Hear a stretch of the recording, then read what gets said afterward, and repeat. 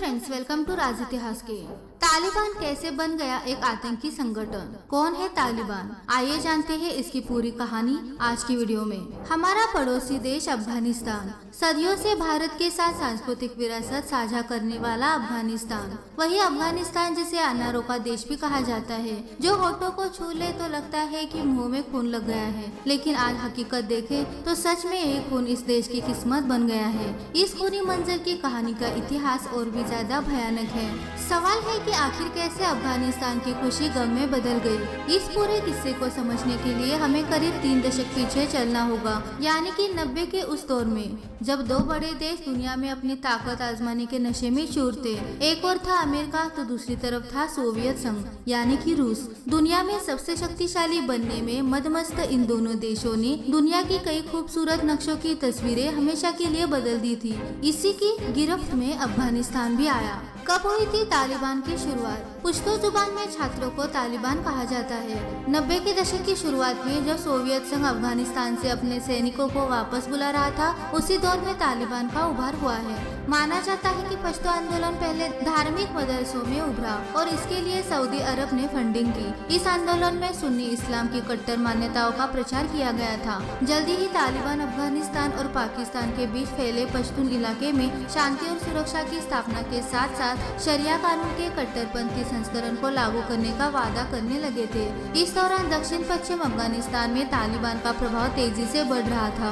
80 के दशक के अंत में सोवियत संघ के अफगानिस्तान से जाने के बाद वहां कई गुटों में वापसी संघर्ष शुरू हो गया था और मुजाहिदीनों से भी लोग परेशान थे। ऐसे हालत में जब तालिबान का उदय हुआ था तो अफगान लोगों ने उसका स्वागत ही किया था। शुरू में तालिबान की लोकप्रियता इसलिए थी क्योंकि उन्होंने भ्रष्टाचार पर लगाम कसी, अव्यवस्था पर अंकुश लगाया और अपने नियंत्रण में आने वाले इलाकों को सुरक्षित बनाया ताकि लोग व्यवसाय कर सके।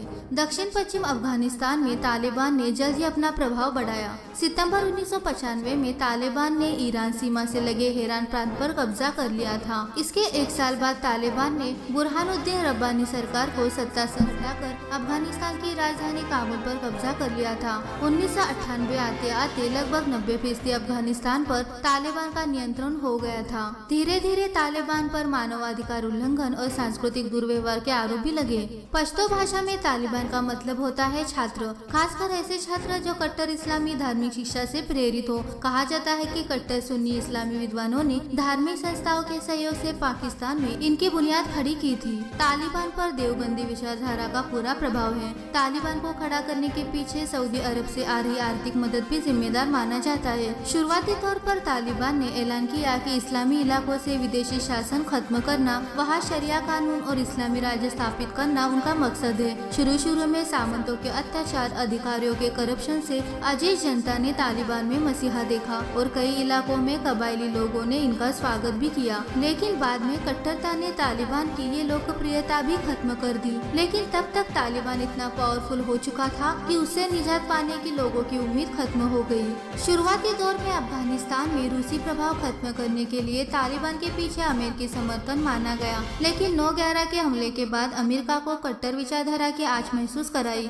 और वो खुद इसके खिलाफ जंग में उतर गया। लेकिन काबुल, कंदार जैसे बड़े शहरों के बाद पहाड़ी और कबाली इलाकों में तालिबान को खत्म करने में अमेरिकी और मित्र देशों की सेनाओं को पिछले 20 साल में सफलता नहीं मिली। खासकर पाकिस्तान से सटे इलाकों में तालिबान को पाकिस्तानी समर्थन ने जिंदा रखा। कौन है तालिबान का नेता? तालिबान कट्टर धार्मिक विचारों से प्रेरित कबायली लड़ाकों का संगठन है। इसके अधिकांश लड़ाके और कमांडर पाकिस्तान अफगानिस्तान के सीमा इलाकों में स्थित कट्टर धार्मिक संगठनों में पढ़े लोग, मौलवी और कबायली गुटों के चीफ है। घोषित रूप में इनका एक ही मकसद है पश्चिम देशों का शासन से प्रभाव खत्म करना और देश में इस्लामी शरिया कानून स्थापन करना। पहले मुल्ला उमर और फिर 2016 में मुल्ला मुख्तार मंसूर की अमेरिकी ड्रोन हमले में मौत के बाद मौलवी हिब्बतुल्लाह अखुंजादा तालिबान का चीफ है। वह तालिबान के राजनीतिक, धार्मिक, सैनिक मामलों का सुप्रीम कमांडर है। हिब्बतुल्लाह कंधार में एक मदरसा चलाता था और तालिबान की जंग कार्रवाइयों के हक में फतेह जारी करता था।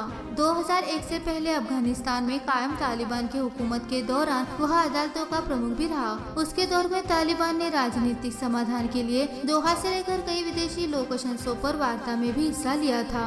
तालिबान का कानून बहुत ही सख्त होता है। इसे शरिया कानून कहा जाता है। तालिबानियों को न मानने वालों को सरेआम सजा देना शुरू किया जाता है। विरोधी लोगों को चौराहे पर लटकाया जाता है। हत्या और यौन अपराधों से जुड़े मामलों में अपराधियों की सड़क पर हत्या की जाती है। चोरी करने के आरोप में पकड़े गए लोगों के शरीर के अंग काटना, लोगों को कोड़े मारने जैसे नजारे सड़कों पर आम हो जाते हैं। मर्दों को लंबी दाढ़ी रखना और महिलाओं को बुर्का पहनने और पूरा शरीर ढककर निकलना अनिवार्य कर दिया जाता है। घरों की खिड़कियों के शीशे काले रंग से रंगवा दिए जाते हैं। टीवी, संगीत और सिनेमा बैन कर दिए जाते हैं। 10 साल से अधिक उम्र की लड़कियों के स्कूल जाने पर रोक दी जाती है। तालिबान के इस शासन को मान्यता देने वाले 3 देश थे, पाकिस्तान, सऊदी अरब और यूएई। तालिबान की मुख्य ताकत है कट्टर धार्मिक संस्थाएं, मदरसों जो उनके विचार को सपोर्ट करती है। यही से तालिबान लड़ाके तैयार हो रहे हैं। लेकिन इन सबसे ज्यादा पाकिस्तानी सेना और आईएसआई की सीक्रेट मदद तालिबान के लिए मददगार साबित हो रही है। पाकिस्तान हमेशा इस बात से इनकार करता आ रहा है कि तालिबान के बनने के पीछे वो जिम्मेदार है, लेकिन यह बात भी उतनी ही सच है कि तालिबान के शुरुआती लड़ाकों ने पाकिस्तान के मदरसों में शिक्षा ली थी। 90 के दशक से लेकर 2001 तक, जब तक तालिबान अफगानिस्तान में सत्ता में था, तो सिर्फ 3 देशों ने उसे मान्यता दी थी, पाकिस्तान, संयुक्त अरब अमीरात और सऊदी अरब। तो ऐसे बना तालिबान संगठन। अगर आज का वीडियो आपको पसंद आया होगा तो हमारे चैनल को सब्सक्राइब करें, लाइक कीजिए और शेयर करना ना भूले। अगली बार मिलेंगे इसी लेटेस्ट वीडियो के साथ। Thank you.